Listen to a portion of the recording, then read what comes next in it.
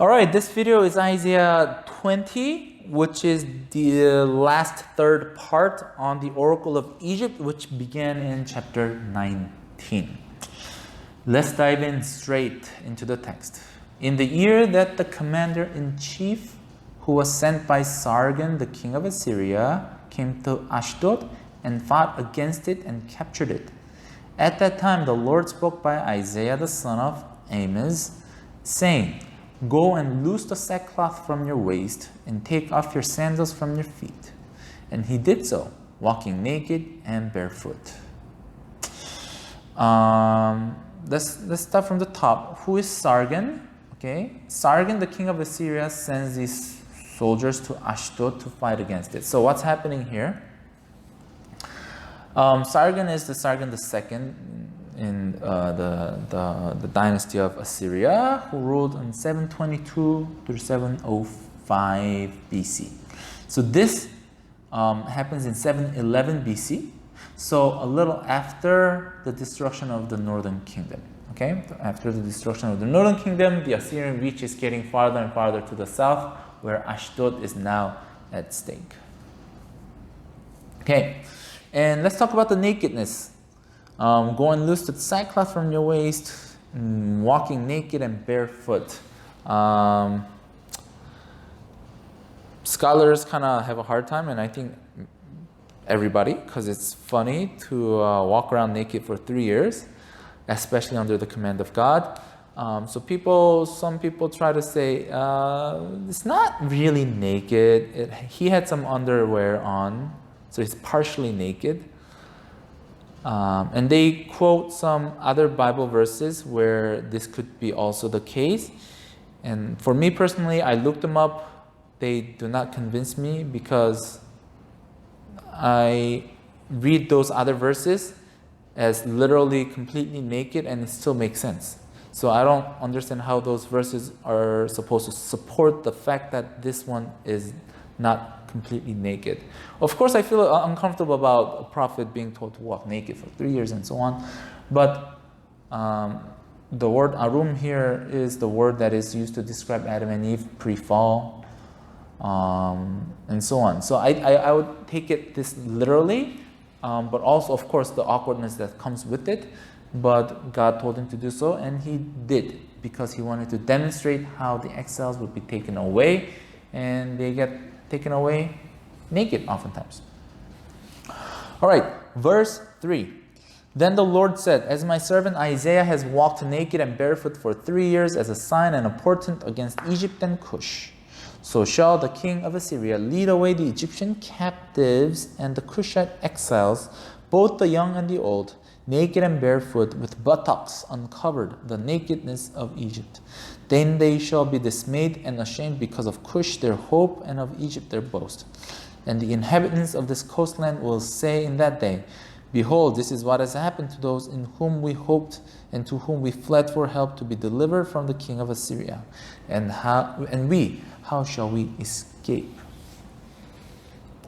So you kind of have to know the historical background to understand this chapter.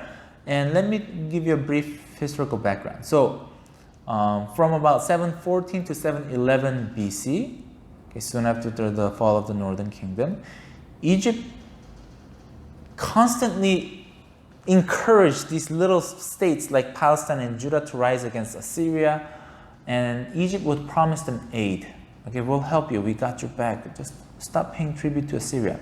And Ashdod gets convinced in 713, and they deposed of its anti-Assyrian king, Azuri, and installed a new king, Ahimiti. Okay? Sorry, I got confused. Assyria deposed of its anti-Assyrian king and installed a new king, Ahimiti. So Ahimiti is the puppet king that Assyria set over Ashdod. Ashdodites didn't like it, so they kicked that Ahimiti out, and they put a new king on top of themselves, of course by the help of Egypt, and his name is Yamani. When Assyria hears of this news, Sargon sends his supreme commander to destroy Ashdod. So when Assyrians come to Ashdod, the anti-Assyrian king, the Yamani, he flees to Egypt. Okay, he just flees to Egypt, and when the Assyrians hear of that, they go to Egypt saying, hand us that Yamani king that led the revolt against us.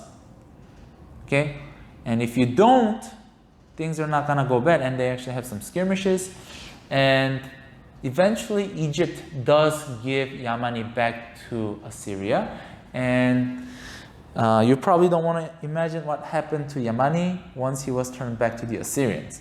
Okay, so this is what was happening back then, and this is when the oracle was probably given. Does that make sense? Because this is also the time when Hezekiah was convinced by Egypt and stopped paying taxes to Assyria as well. So, given this historical background, the point gets clear. The message is that Isaiah is giving this immediate fulfillment. This is only the third time that Isaiah offers an immediate fulfillment in the immediate future, and it's showing that, hey, people, see what's happening, and therefore listen to my word, which I'm speaking on behalf of God, and you should not trust Egypt. Why? Because Egypt, first of all, did not stay faithful to Ashdod, to whom they said they would support, and Judah, you really have no reason to trust in Egypt because they're not trustworthy. They're going to be taken away as exiles, and so on. So, wrapping up chapters 19 and 20 here. Chapter 19 is divided into two. The first half is destruction coming, judgment on Egypt. And then we have the second half of 19 where restoration is going to come. And then we have chapter 20 that ends this oracle on Egypt by giving a specific immediate future prophecy to help the Judahites trust what Isaiah had said earlier in not trusting Egypt, but trusting God.